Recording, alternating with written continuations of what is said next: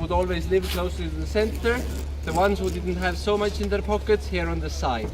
But thanks to the very same reason, the history has stayed a bit better with us on this side of the city, where they have had less reasons to renovate those buildings. And even, as I told you, when the front of the house looks like nothing like from the medieval days, then keep in mind the base of the house has been here for centuries, from the 14, 15, 1600s, if not even earlier. It's difficult to tell you on which year some of the buildings were built. They were built so early that nobody actually wrote things down in those cities. It was not a functioning city just yet. It has its city, it had its laws, but at the end of the day, the situation was still, in its baby steps, as we would like to say in Estonian.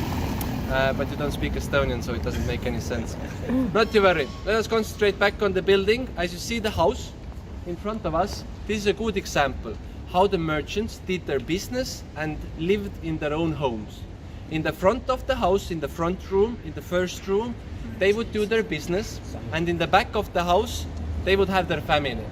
So at the back of the house, the family would live, enjoy their lives, while business would be working hard or hardly working in the front. Now, underneath the rooftop, you can see a piece of rope. This was to pull up cargo, to put away your goods. If you have spices and furs, the most expensive items almost, then these things you don't want to get wet. And in this town, it's very humid, so you put away your goods up high where the breeze would keep it nice and dry. Otherwise, trust me, this fur wouldn't look that fancy nowadays either if we wouldn't store it away in a safe spot. But as the merchants were conducting their business, I have to tell you that the main things with what they traded would have been ropes, linen, furs, spices and salt. So these were the main things that went through these lands.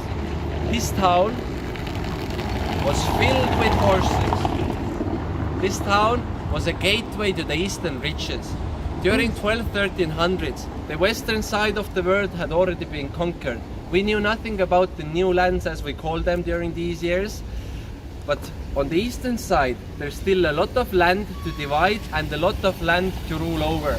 So everybody wants a piece of those eastern riches, and well, the easiest ways how to get to the east would be through this town. Small and very tiny rivers would take you as far as to the east side of Asia from the very same Baltic Sea. Through our eastern neighbors, small rivers would take you to, what was it called? It is a city, Novgorod. It is a city in Russia called Novgorod. And through the small rivers, through the city of Novgorod, you would go as far as to India, to Sri Lanka, to the Silk Road itself. So people would actually go there and back. Another story is how long the journey would last. From Denmark to here, 1 year and a half. Then from this town to India, to Sri Lanka and back. This could have lasted 5, 10, 15 years, someone's lifetime even. If they were lucky, they came back from the journey. If not, you would have never been seen again. Might sound like a bit cruel, but if you managed to bring home a ship full of spices, then you would be the richest man there was alive. You would be the wealthiest of merchants in this town, because already for 1 sack full of black pepper, you could get 1 sack full of gold. 1 grain of black pepper, 1 gram of gold. So it is up to you to decide what is your dream, where you want to go, what you want to do.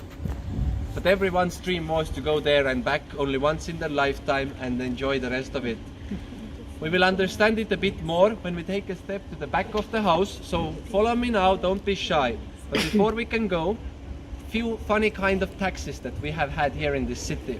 As I'm telling you a great story, how the merchants, they were wealthy, they were beautiful of people, and they did everything well, then this house doesn't look as great as I'm telling you the story.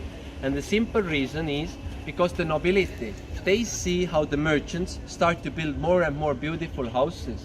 But a simple man can never have a better house than a nobility. So the nobility, they come up with a tax of how wide a house can be. They come up with a tax of how tall a house can be. And they come up with a tax how all the buildings have to be built in a straight line. So nobody could have a house that is more special than your neighbors. I think this is the moment where Estonians got their attitude well, towards their neighbors. You see, an Estonian always has to have a better horse than their neighbor is having. This is some kind of mentality that we have going on here, and I think this is still from the medieval days, when you truly wanted that your house looks a bit better than your neighbor's. Because when you, a simple man, has a choice to trade with a wealthy merchant or with a poor merchant, you would always choose the wealthy one. He will pay you the fair price for whatever you offer to him, or he will say no if needed. Now follow me, don't be shy, let us go. A very important painting it is.